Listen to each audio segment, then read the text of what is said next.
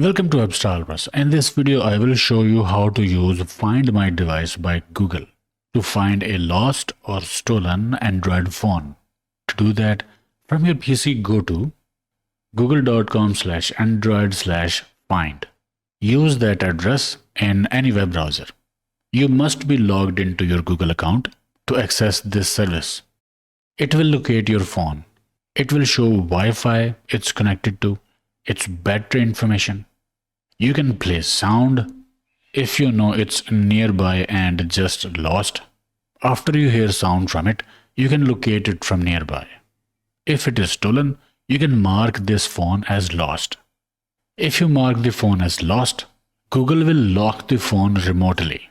Your screen gets logged, so nobody can access your apps, photos, messages, etc. You will be signed out of your Google account on the device, except Find My Device.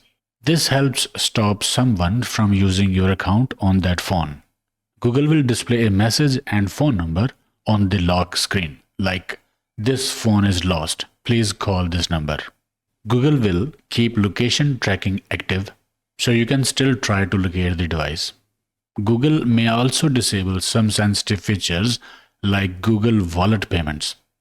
This option does not erase your data immediately.